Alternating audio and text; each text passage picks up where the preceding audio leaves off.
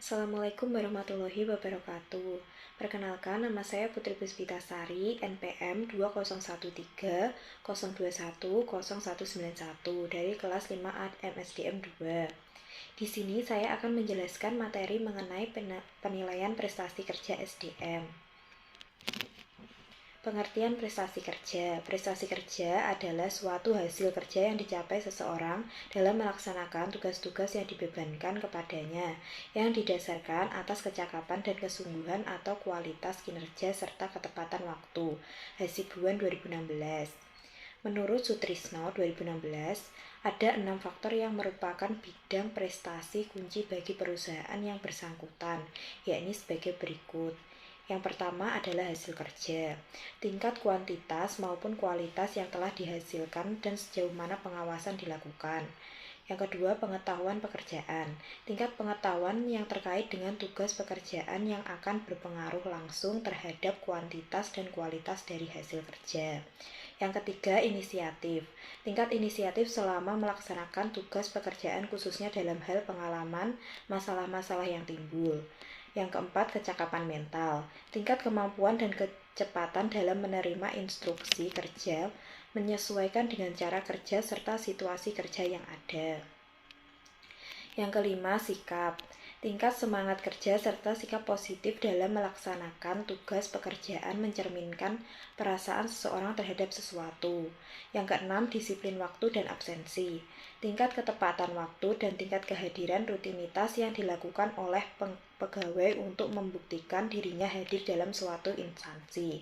Kedisiplinan yang ditentukan oleh masing-masing perusahaan atau instansi.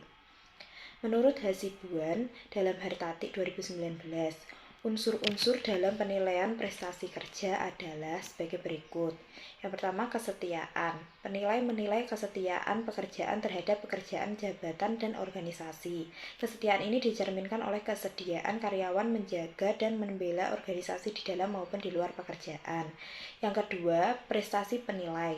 Menilai hasil kerja baik kualitas maupun kuantitas yang dapat dihasilkan oleh karyawan dari uraian pekerjaannya.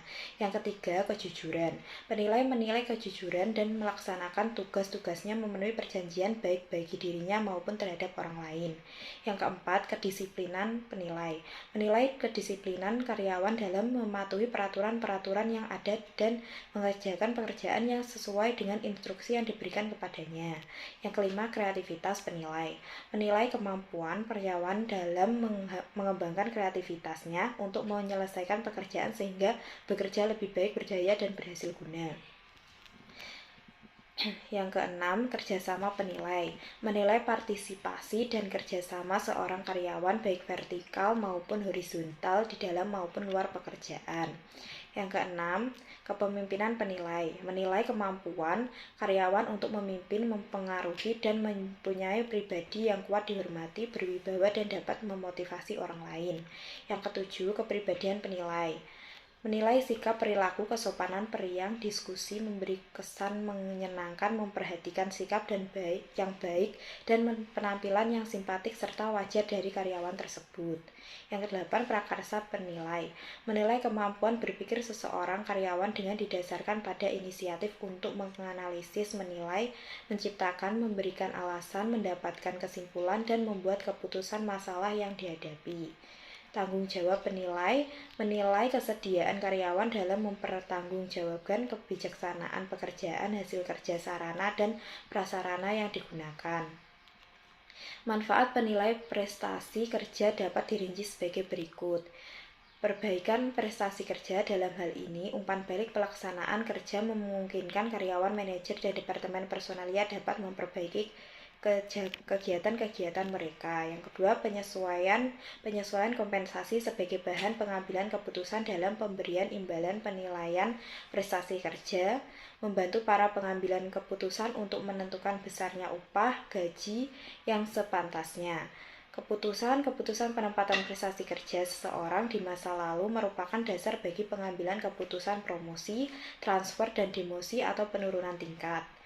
Kebutuhan pelatihan dan pengembangannya dengan adanya prestasi kerja yang rendah berarti memungkinkan untuk diadakan latihan guna mengatasi berbagai kekurangan dan kelemahan, mampu untuk mengembangkan potensi karyawan yang belum sepenuhnya digali. Perencanaan dan pengembangan karir untuk meyakinkan umpan balik seseorang karyawan, maka mereka harus ditunjang pengembangan diri dan karir, dengan demikian dapat menjamin efektivitas perusahaan. Sekian materi yang bisa saya jelaskan. Apabila ada salah kata, saya mohon maaf. Wassalamualaikum warahmatullahi wabarakatuh.